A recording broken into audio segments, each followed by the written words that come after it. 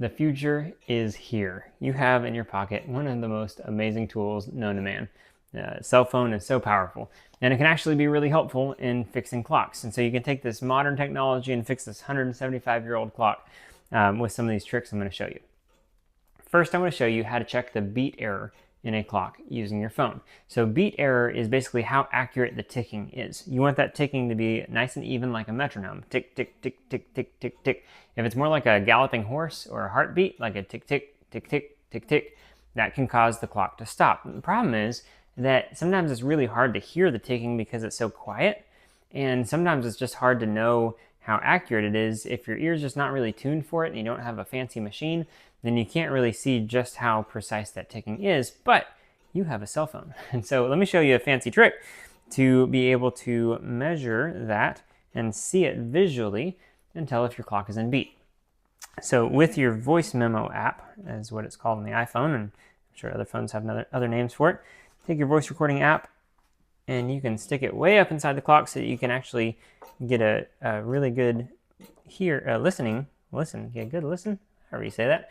And your phone is probably going to be able to hear better than you can because you can get the microphone right up next to the ticking sound, and it can hear it very closely. And so then, once you have that, on the iPhone, on the bottom left corner down here, is a little squiggly line.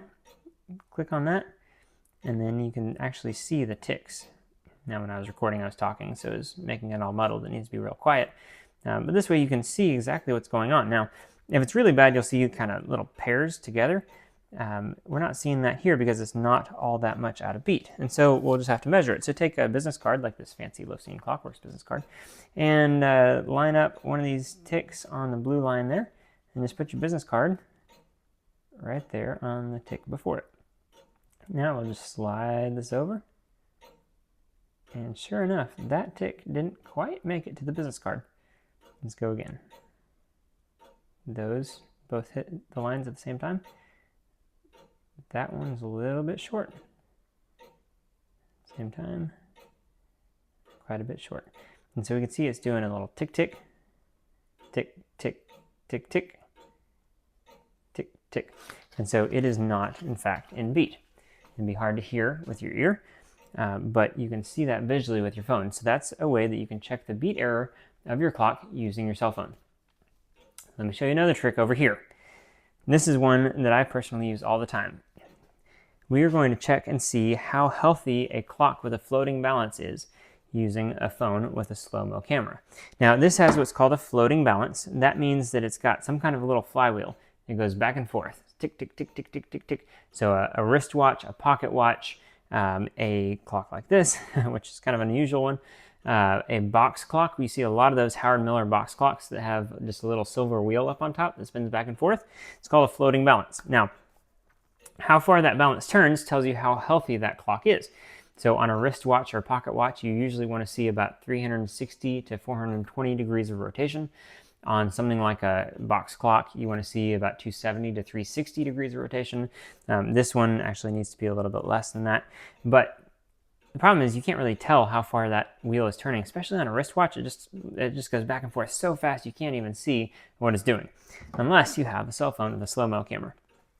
So we're going to go over to the camera and use the slow-mo. And first just look at it without the slow-mo camera, and it's moving really fast. It's kind of hard to tell what's going on. This one's actually easier to see than most because the wheel doesn't turn nearly as far, but even still, it's very hard to see. So let's take the slow-mo camera, get some good light on it, and then take a video.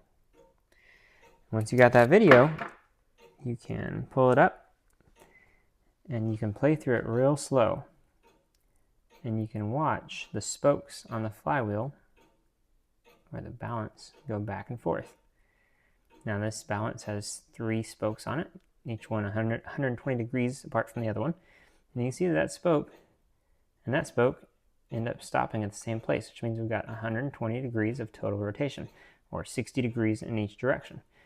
And so you can just real slowly walk through that and see exactly how far that flywheel is turning. It's pretty amazing. We also use that trick to catch other issues if the clock is not striking correctly. Sometimes you can see which wheels and pins are doing what, in real time using that slow-mo camera. So it's super handy. And that's how you can use a slow-mo camera to check the health of a clock with a floating balance. Third trick. This one is also very handy. If you need to count the number of teeth on a wheel or a gear pinion, if you've ever done this before, you know how hard it is. And what usually happens is you go, okay, I'll say here, 1, 2, 3, 4, 5, oh wait, was that 5 or 6? 1, 2, 3, 4, 5, no, I skipped one. 1, 2, and then you do that for a while and realize this is just not fun.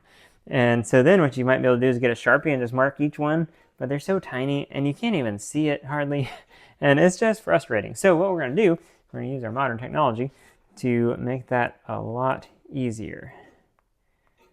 So we will get the camera out and we'll flip over to photo and we're going to zoom in advance, and then we'll come over here and make sure it's in focus and snap a picture. Now we can take that picture and we can zoom in even more.